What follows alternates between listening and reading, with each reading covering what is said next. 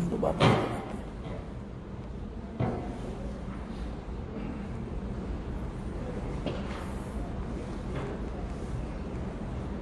Ini ke arah di sana. Ya nanti ya boleh pakai ayo.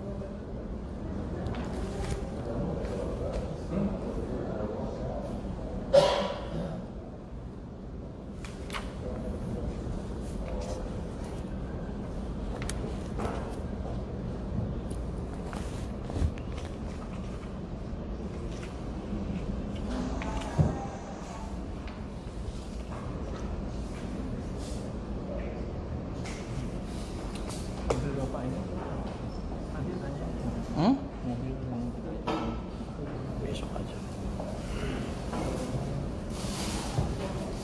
Nah, ini putus pemeriksaan aja. Saksi kan dibantah biar-biarnya. Dan bisa terus. Ya. Diperiksa ya.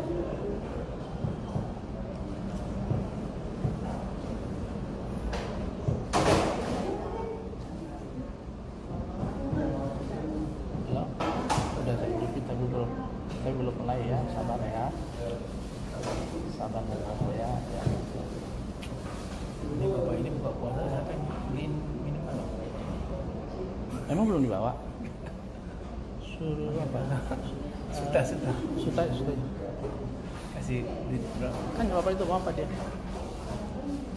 Terus bentar lagi.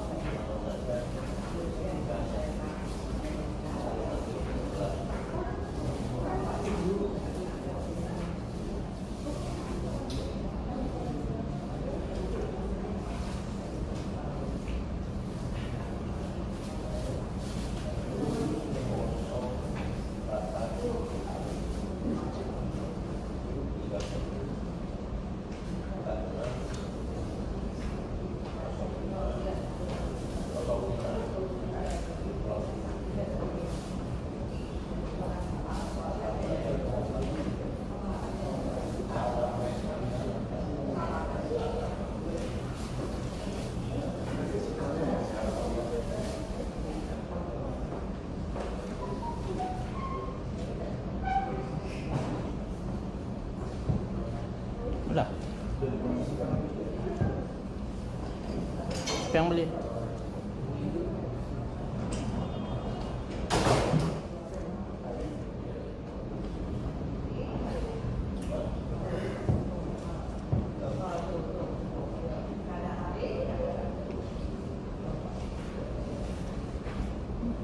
Banyak dikenal juga. Dikenal juga.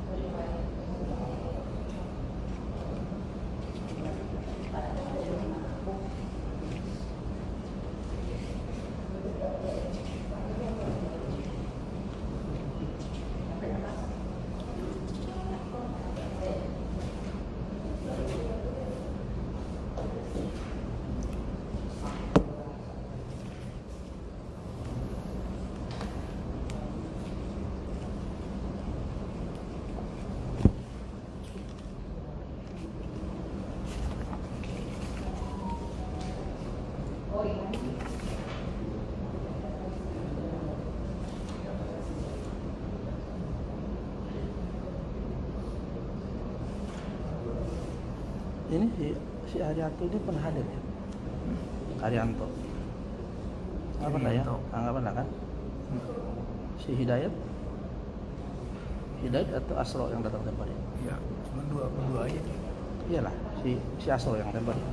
Dia kan saksi ya. Jadi yang nggak hadir 3 ya? Abil dengan Kajet. Wasendak datang? Yang aja nggak datang, Wasendak dia datang? Enggak.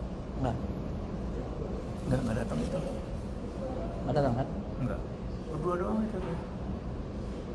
Yang datang di sini mana? Puskapor aja. Pusat.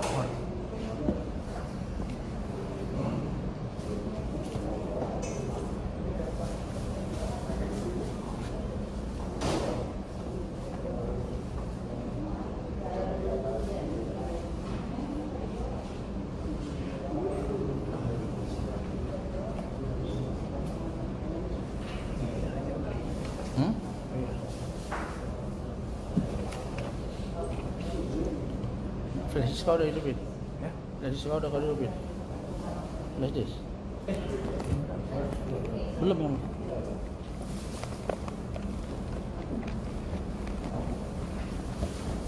Caca ada.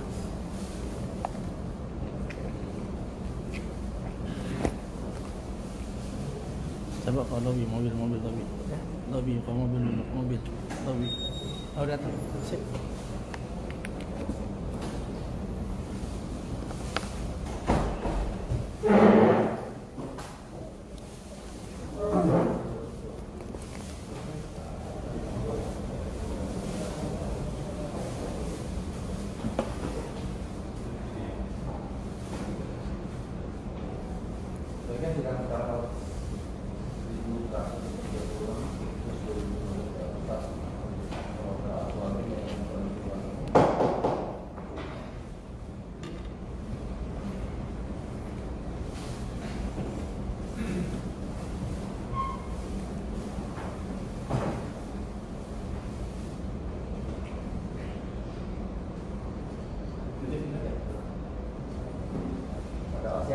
Alhamdulillah saya bisa mengisikan ya. Bisa. Aplikasikan hari ini saksian apa? Ahli yang mulia, ahli dari terdakwa, ya. Siap. Disilakan.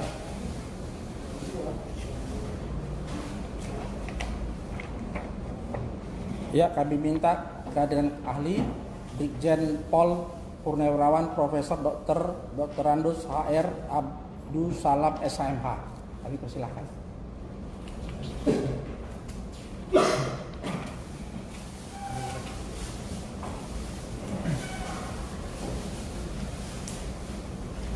Silakan. Halo Pak.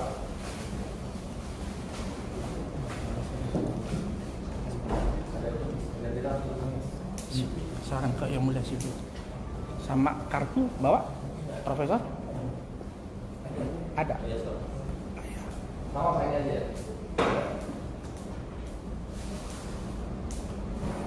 Nama saudara ahli. Siap. Nama saudara ahli. Nama Abdus Salam. Profesor Dr. Ya, Abdus Salam SMH ya. Iya. Tanggal lahir. Ya, tempat tanggal lahir. Tempat tanggal lahir Pamekasan tanggal 1 Januari. Tempat tanggal lahir Pamekasan 1 Januari 1946.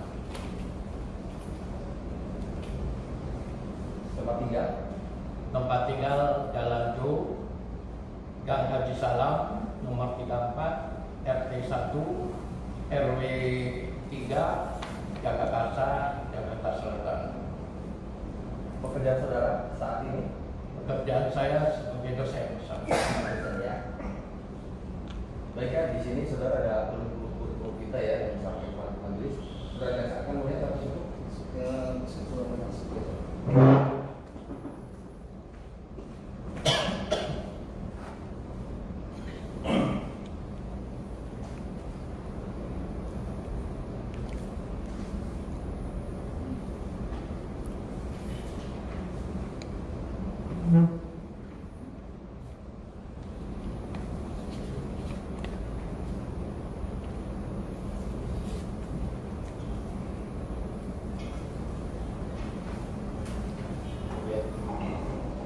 Baik ya, jadi saudara ahli ya, saudara dalam perkara ini dilakukan oleh terdakwa dan kuasa hukumnya ya, bagi ahli dan sebelum memberi keterangan sesuai keahlian saudara, saudara sumpah dulu secara mundur sesuai dengan Islam ya, bersedia, bersedia ya, bersedia dulu.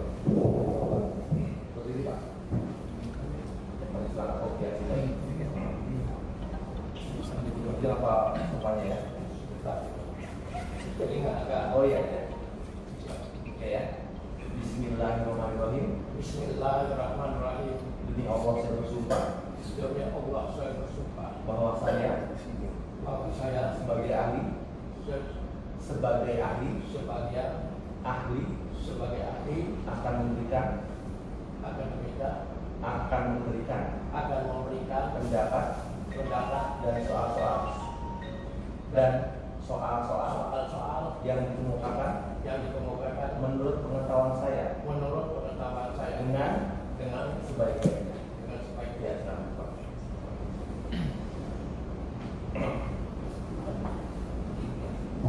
Ya. Itu pikir di depan Pak. Ya. Baik ya, kuasa dari kita ya. Ahli yang sudah hadirkan keahliannya apa? Ya, jadi begini Yang Mulia. Pertama, beliau ini purnawirawan Brigjen Polisi, Brigadier Jenderal Polisi. Pernah jadi staf ahli Kapolri. Jadi kalau penyidik pernah di reskrim apa segala macam, jadi pengalaman penyidikannya banyak. Jadi itu kami harapkan bisa dibuka dalam persidangan ini. Begitu juga karena beliau bekas staf ahli Kapolri, artinya pemahamannya mengenai hukum, undang-undang. Begitu juga sekarang sebagai profesor atau dosen di perguruan tinggi, ya ilmunya tidak terbatas. Jadi tidak hanya di spesifik KUHP atau KUHAP, tapi secara internasional juga apa itu Anglo maupun Western semua akan disampaikan dalam persidangan Yang Mulia. Silakan langsung aja. Kami dulu Yang Mulia. Oke. Atas izin Yang Mulia.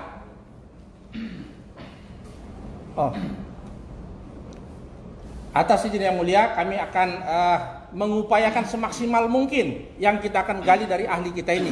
Karena ahli ini memang juga mantan jenderal polisi, artinya tahu apa itu penyidikan, pernah juga di kehakiman sesuai dengan CV-nya, pernah juga menjadi saksi di mana-mana. Jadi kita harapkan bisa memberikan terang mengenai perkara ini, mengenai formal maupun material.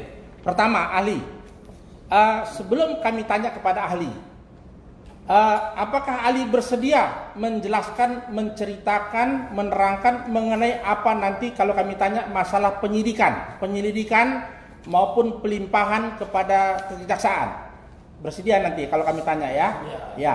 Sebelum itu kami akan tanya dulu pemahaman ahli, kan pemahaman dulu. Di dunia ini kan ada dua kutub, Amerika dan Eropa. Setelah itu Indonesia. Di mana bisa ahli jelaskan dulu dalam persidangan itu bagaimana kutub Amerika, kutub Eropa maupun Indonesia di mana? Mohon dijelaskan sejelas-jelasnya. Terima kasih. Mohon izin, Ketua, saya akan memberi jawaban, tapi singkat, tidak akan ini. Datanya mengenai sistem yang berlaku di Anglo-Saxon sama sistem hukum yang berlaku di Eropa kontinental. Ada perbedaan di sini.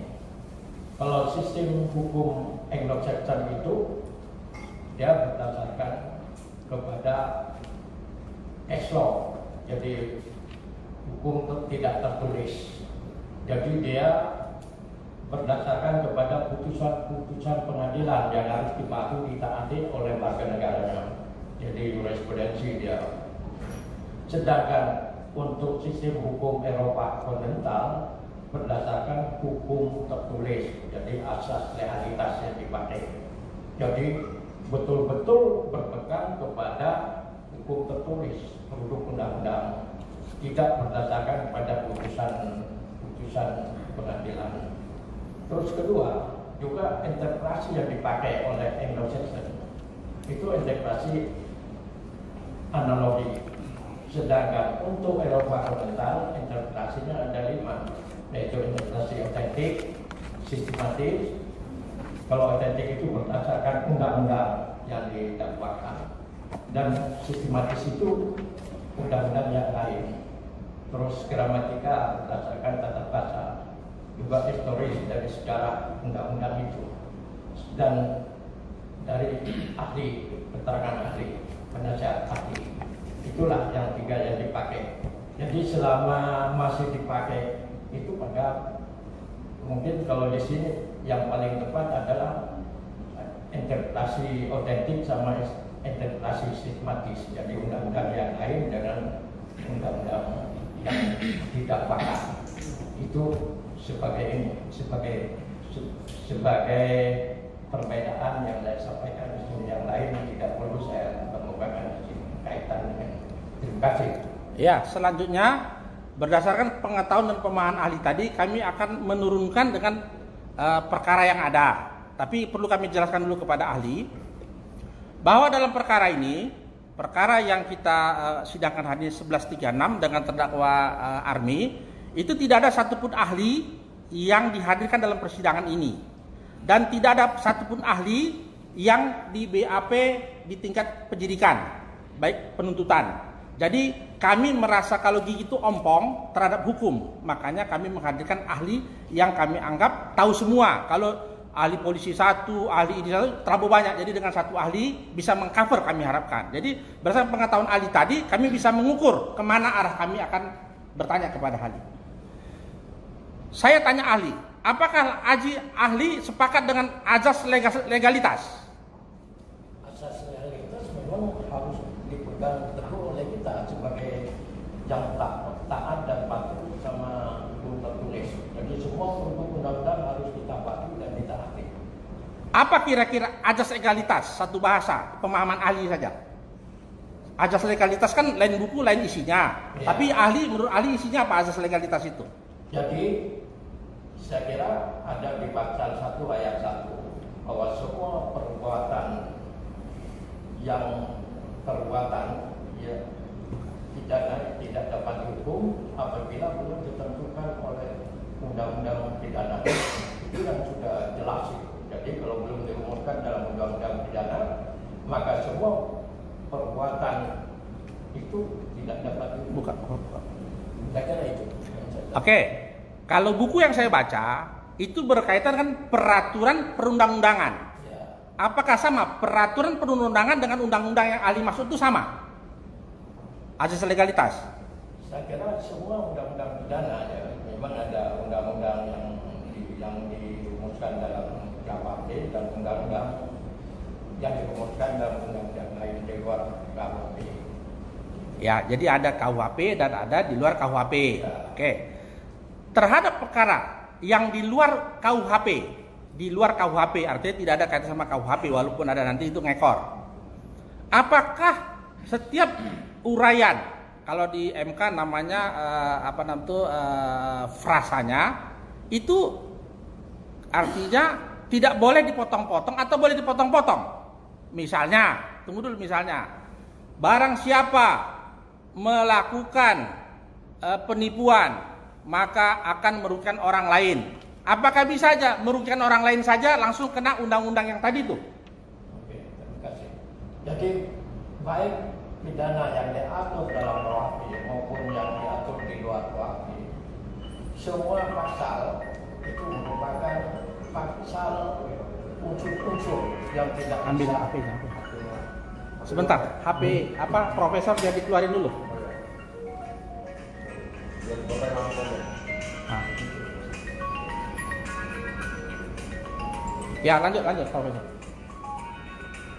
Dan saya jelaskan ya. Jadi semua rumusan tidak pidana, baik yang ada di KUHP maupun yang di luar KUHP atau di undang-undang lainnya, tidak boleh dipotong-potong. Jadi merupakan unsur satu kesatuan yang unsur pertama, unsur kedua, ketiga, empat. Jadi tidak boleh dipotong. Jadi memang rumusan tidak pidana ada pada pasal tersebut.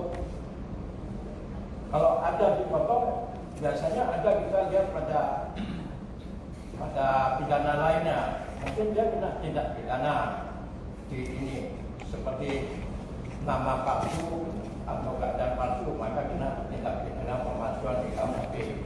Jadi itulah yang saya katakan. Jadi ada dirumuskan pidananya di situ. Saya kira itu.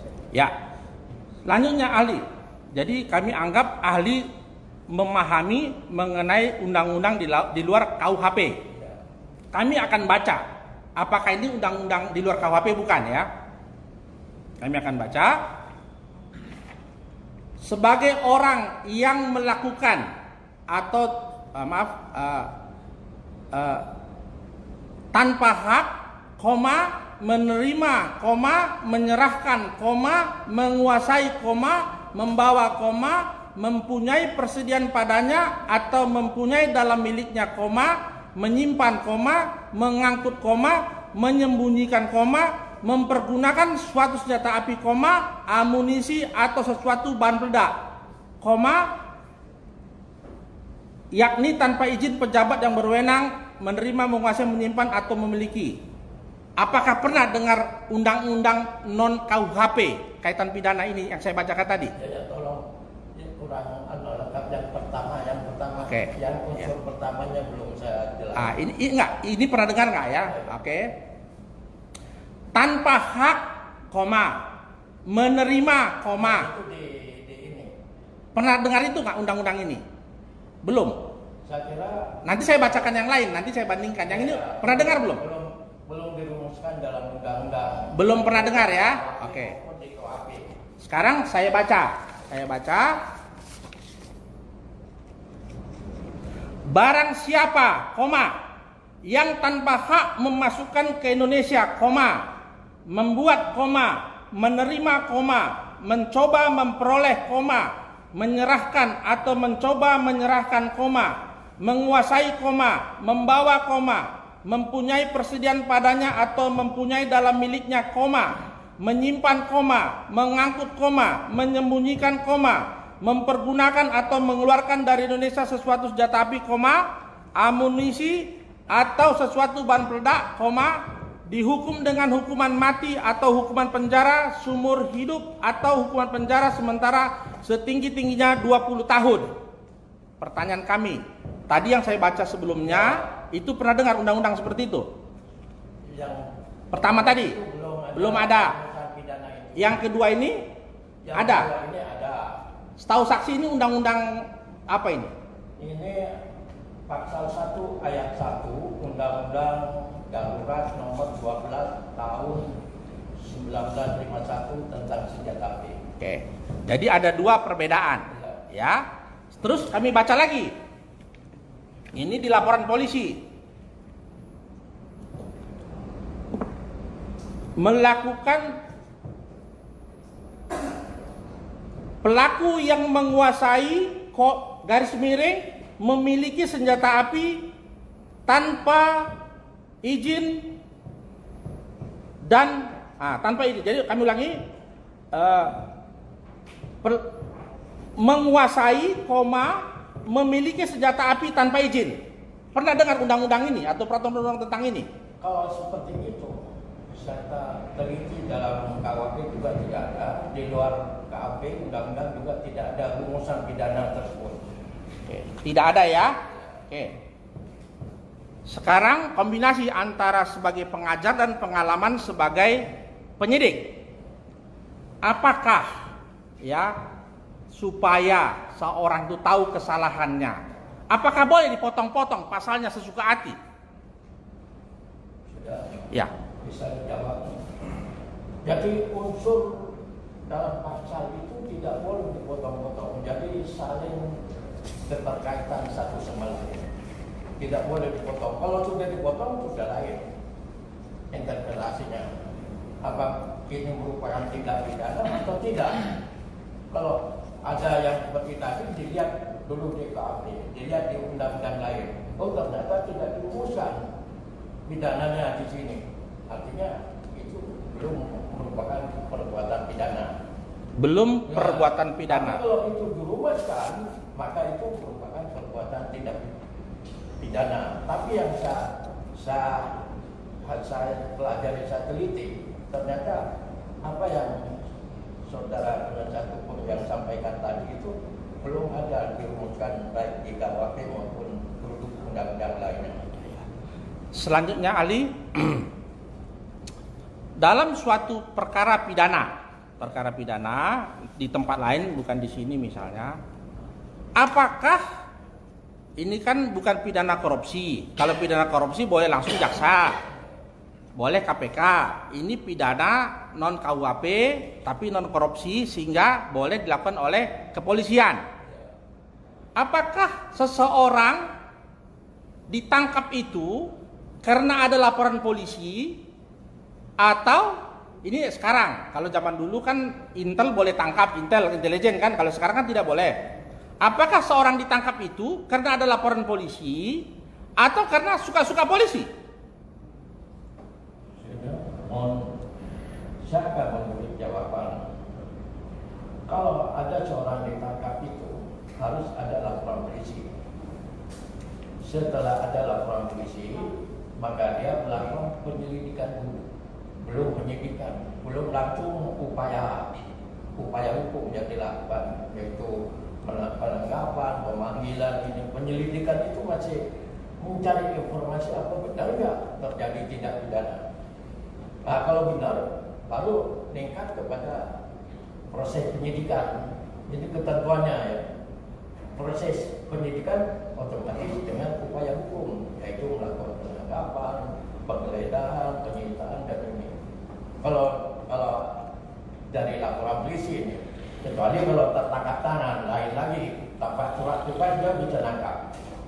Ya, saya kira itu bisa penjelasan. Jadi dalam suatu perkara ya dihadirkan dalam persidangan itu orang yang mengaku menangkap.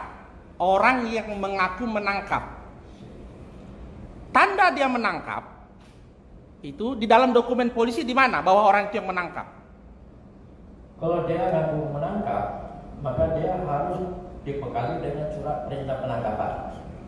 Dan setelah ada surat perintah penangkapan, lakukan penangkapan, maka dia harus membuat berita acara penangkapan.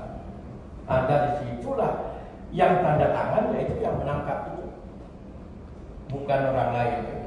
Saya kira itu. Oke, ini di tempat lain, tapi saya baca aja karena kalau nggak baca saya nggak tahu. Ini ada laporan polisi, dibuat jam 1 siang oleh namanya Adam namanya. Dalam persidangan dia mengaku dia menangkap, ya. Tapi yang membuat laporan polisi juga si Adam juga. Jam 1 buat laporan polisi, jam 1 menangkap. Ya, jadi saya ulangin ahli. Jam 1 si Adam buka laporan polisi.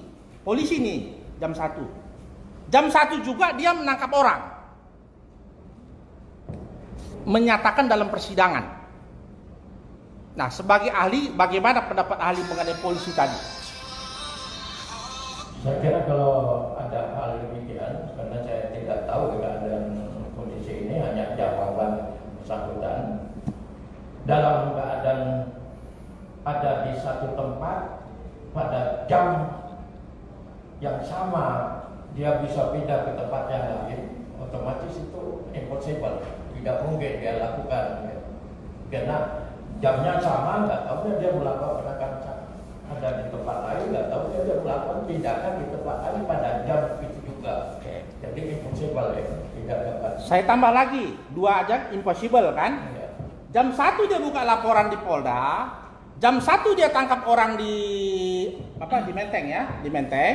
Setengah 2 dia tangkap terdakwa di Bandara Soekarno Terminal B ya, 1C. Yang 2 aja impossible. Kalau sudah begini apalagi namanya menurut ahli? Ya itu seperti dalam saya itu. Impossible juga. Apa mungkin nggak dia dalam waktu yang sama bisa bergerak ke tempat lain? Kan impossible dong. Ya tidak mungkin dong. Jadi dalam jangka waktu jam yang sama dia bisa melakukan tindakan hukum ke tempat lain. Impossible juga semuanya. Ya. Selanjutnya, kalau lihat alibi ini ya. alibi. Ya, ini kan fakta persidangan dan kami referensikan dengan dokumen yang ada. Selanjutnya ahli. Dalam suatu perkara pidana, ya, perkara pidana, seorang ditangkap. Apakah boleh dilakukan kekerasan? 1. Apakah boleh dilakukan tanpa ada surat tugas? Apakah boleh? Ya. Yang kedua apa? Boleh Tanpa surat tugas, surat penangkapan, habis itu dengan kekerasan, misalnya mata ditutup pakai plastik sehingga napas susah. Apakah diperkenankan untuk zaman era sekarang? Saya kira penangkapan itu kalau tertangkap tangan tanpa surat tugas boleh. Tertangkap tangan tanpa surat tugas dia dapat melaksanakan penangkapan. Tapi kalau dia bukan tertangkap tangan, harus dengan surat penangkapan dan dibuatkan berita acara penangkapan. Kalau tidak, maka dia tindakan main hakim sendiri, termasuk tidak didasarkan kepada hukum yang diatur dalam KUHP. Ada semuanya di situ. Jadi harus ada surat tugas, ada surat berita acara. Dia setiap melakukan tindakan hukum harus buat berita acara. Dan yang bersangkutan lah yang harus tanda tangan. Selanjutnya ahli, seorang ditangkap, dikatakan OTT, tapi barang bukti tidak ada pada dirinya. Itu perlu sekitar 6 jam atau 4 jam atau berapa jam kemudian baru bisa ditemukan barang bukti, ya. Sementara orang itu ditangkap tanpa ada surat tugas. Yang saya baca di KUHP, ya, saya minta pendapat nanti di KUHP. Polisi boleh aja nangkap siapapun, ya, KUHP 1 ayat sekian. Tapi setelah nangkap itu harus diserahkan ke kantor penyidik terdekat. Artinya kalau di Cengkareng ya kasihlah ke kantor polisi setempat kan gitu, bukan dibawa-bawa jalan ke Bogor kemana segala macam. Nah, pendapat ahli, bagaimana kelanjutan dari perkara yang diawali dengan proses yang memang sudah ada yang dilanggar, tidak ada surat tugas, orang ditangkap barang bukti tidak ada, perlu berjam-jam cari barang bukti, sementara KUHP jelas aturan mainnya. Bagaimana dengan perkara ini kelanjutannya, pendapat ahli? Terima kasih. Saya akan jawab dulu sebentar sebelum saya jawab itu. Yang saudara penasihat hukum yang sampaikan kepada saya itu termasuk pada tertangkap tangan.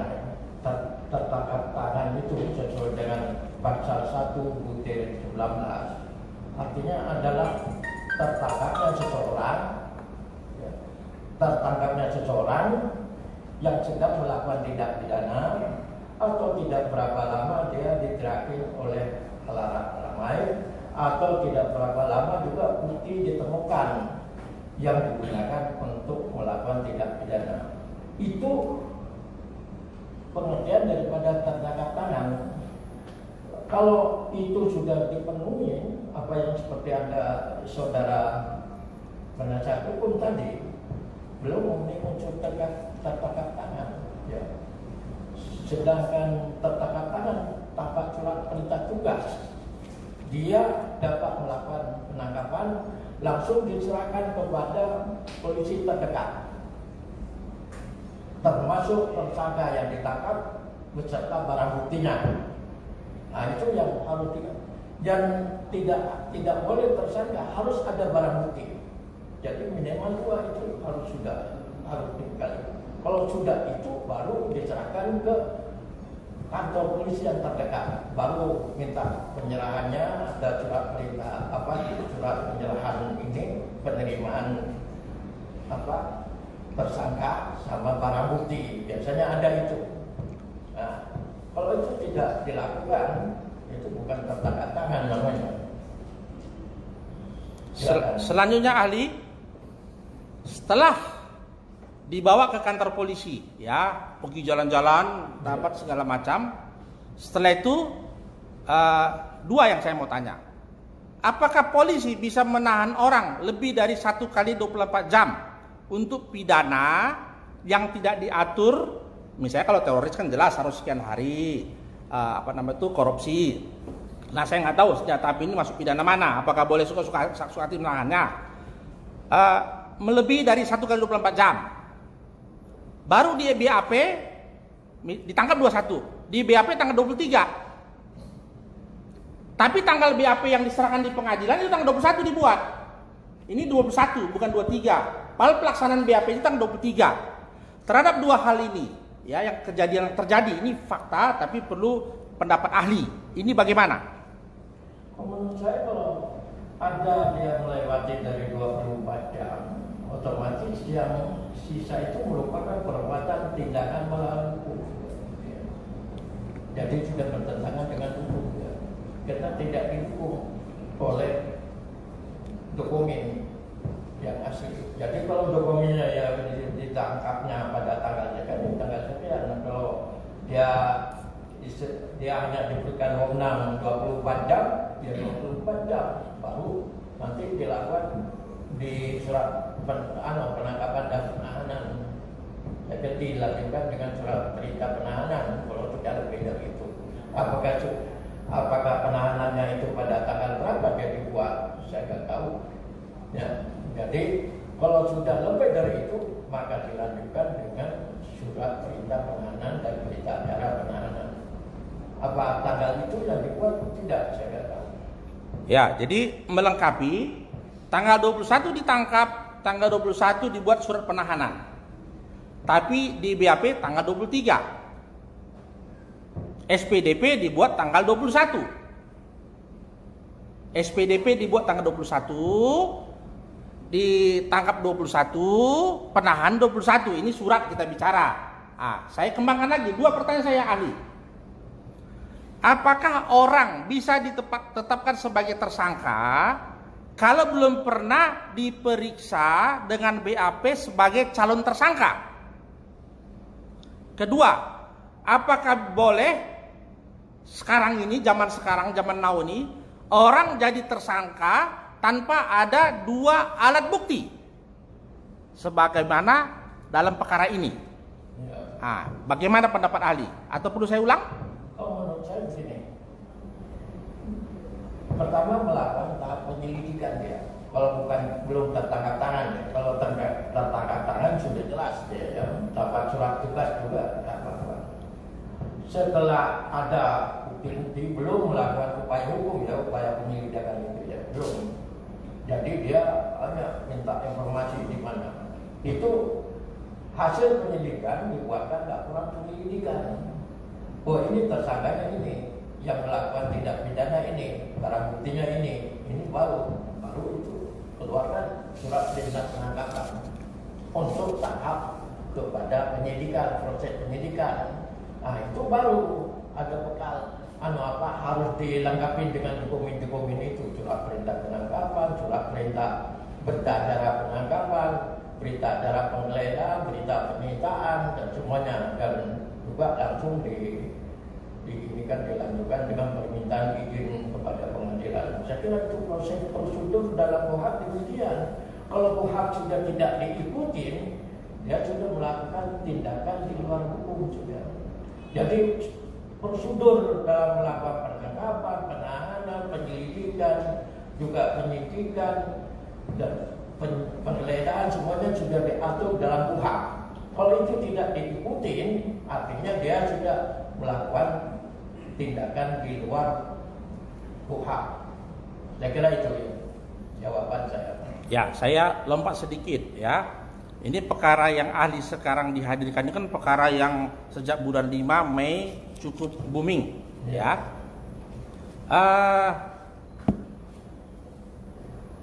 Ada satu peristiwa dikatakan pada bulan Maret seorang saksi namanya Helmi Kurniawan menerima uang dari Kiflan Zen. Ya, nanti saya putarkan videonya. Dia bilang Maret saya terima uang dari Kiflan Zen, Maret. Dan itu pengakuan dia juga dalam BAP si Helmi Kurniawan. Tapi ternyata BAP-nya di sini itu berubah, bukan menambah, berubah. Artinya tanggal tempus delicti dia ganti. Dari Maret tadinya tanggal 14 jadi ke tanggal 9 Februari. Dia menerima uang jadi 9 Februari, padahal awalnya katanya Maret. Dengan dia jadi 9 Februari memberikan uang, sehingga seolah-olah uang itu, ini dalam sini, tanggal 4 dia beli senjata. Nah, senjata itu nantilah yang akan diberikan kepada terdakwa. Nah, jadi awalnya Maret, 9 Maret, habis itu jadi Maret, ganti ke Februari. Tapi Februari itu udah bulan Juni. 21 Mei dia bilang masih 14 Maret. Nah, terhadap perkataan seorang berubah tanggal berakibat orang lain bisa tertarik menjadi tersangka dan seterusnya. Itu bagaimana pendapat ahli? Menurut saya, tindakan polisi atau penyidik harus sesuai dengan ketentuan-ketentuan KUHP, sudah diatur semuanya di situ. Juga tanggal penangkapannya harus pada waktu melakukan penangkapan. Juga yang tanda tangan yang melakukan penangkapan itu, ya. Terus kalau melakukan penyitaan juga kemudian harus pada tanggal waktu penyitaan dan peserta acara penyitaan juga yang tanda tangan juga yang melakukan penyitaan. Jadi tidak boleh dia tidak melakukan tindakan-tindakan itu. Kalau itu menyimpang dari ketentuan prosedur hukum yang diatur dalam KUHP itu, maka itu merupakan tindakan melanggar hukum. Jadi dia melakukan tindakan bertentangan dengan KUHP. Ya. Jadi itu. Kami lanjutkan terhadap case yang tadi. Di berkas ini termasuk barang bukti adalah video rekaman tersangka. Misalnya di BAP tanggal 27 ada videonya. Juni ada videonya, Juli ada. Tapi 21 Mei nggak ada videonya di sini. Sehingga kami dalam persidangan ini menjadi tidak punya pegangan. Apakah benar pada 21 Mei itu apa 23 di BAP? Karena tidak ada di sini ditaruh. Yang diletakkan di sini adalah yang bulan Juni, bulan Juli sebagai barang bukti. Nah, terhadap perkara seperti ini, menurut ahli bagaimana ini? Kalau menurut saya, kalau tidak dicantumkan dalam berkas itu, apakah bukti itu ada tidak? Saya nggak tahu ya. Ya itu bukti tersebut tidak diakui kalau tidak ada dalam berkas itu. Ya. Jadi kalau ada muncul tidak di berkas, maka itu bukan bukti. Apalagi kalau nanti di sidang, kalau belum diajukan dalam sidang, maka itu bukan bukti sah, walaupun ada di berkas. Saya kira itu. Selanjutnya Di sini dalam berkas ini kan ada disebut saksi-saksi ahli. Ada A, B, C sampai I. Ternyata ada 3 atau 4 saksi ini tidak ditampilkan dalam persidangan. Sementara saksi-saksi ini terkait dengan isi dakwaan. Ya, bagaimana pendapat ahli perkara ini jadinya? Saya akan menjawab. Saya mau menggunakan pasal 185 KUHP. 185 KUHP ya. Ayat 1 mengatakan bahwa keterangan saksi merupakan bukti sah apabila dinyatakan dalam sidang. Kalau semua bukti-bukti itu diajukan dalam sidang, maka itu bukti sah. Ya. Kalau yang tidak diajukan dalam sidang, itu bukan bukti sah. Itu ayat 1. Ya. Terus selain itu juga, kalau ada hal yang demikian, akan saya kenakan pada pasal 6 ya. Pasal 6 ya. Ayat 6. Pasal 185 KUHP ayat 6. Itu menyatakan begini. Dalam menilai kebenaran keterangan saksi, hakim harus memperhatikan A. Penyesuaian antara keterangan saksi satu dengan saksi lain.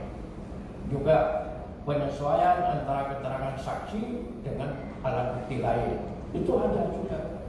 Jadi kalau itu terjadi demikian, maka sudah jelas hakim tidak bisa untuk memberikan nilai yang kebenaran, karena juga tidak bisa ada apa untuk membuktikan mana ada penyesuaian antara saksi satu dengan yang lain, karena buktinya tidak diajukan dalam sidang. Ya, otomatis akan menimbulkan suatu kerugian bagi hakim untuk menetapkan mana yang benar atau mana tidak. Gitu. Jelas. Ini pasal 185 ayat 6. Boleh baca. Saya bukan pendapat saya ini. Ya. Melanjutkan yang saksi terangkan tadi. Kalau saya kan berdasarkan mengalir, baru saya ngikutin. Dalam suatu persidangan, seorang saksi mahkota mengatakan, ya, saya dapat peluru CAT dari lapangan tembak gedung halang Brimob. Saya dapat di sampah katanya, CAT 5 peluru. Saya tadinya CAT pikir kucing, rupanya CAT itu adalah peluru rusak. Tidak berguna. Tapi dalam persidangan, peluru itu bagus, kata ahli yang dihadirkan oleh penuntut umum. Ya, itu satu. Kedua, peluru yang dikatakan CAT tadi itu jumlahnya 5 butir. Tapi ternyata setelah dilihat di persidangan itu ada 7. 5 di persidangan ini, 2 lagi diberikan di persidangan lain. Jadi jumlahnya 7. Bukan 5. Sementara di dalam dakwaan ini peluru cuma 3. Bukan 5 dan bukan 7. Hasil daripada puslap bor ini menyatakan peluru jumlahnya 5. Nah, terhadap kebingungan kami sebagai penasihat hukum membela terdakwa, apalagi terdakwa dia bingung. Ini pendapat ahli bagaimana persidangan ini? Pendapat saya tetap berdasarkan pada pasal 185 ya. Yaitu ayat 1. Bisa mengatakan, jadi semua bukti yang diajukan dalam sidang itu merupakan alat bukti sah. Kalau itu tidak diajukan dalam sidang, yang seperti masih ini, itu dinyatakan ya tidak sah. Ya, saya kira itu aja rumusannya ya untuk ini. Jadi tidak sah itu, apalagi terjadinya perbedaan jumlah, karena tidak diajukan dalam sidang sehingga terjadi begitu. Jadi itu ya sudah jelas itu tidak sah, karena sudah bertentangan dari jumlah itu, tidak sama gitu. Kalau di sidang sudah jelas akan sama gitu. Jadi itu merupakan bisa kalau diajukan dalam sidang. Kalau masih dalam berkas begitu, itu belum diajukan dalam sidang masih tidak sah. Mana yang benar? Ya kita harus buktikan dong.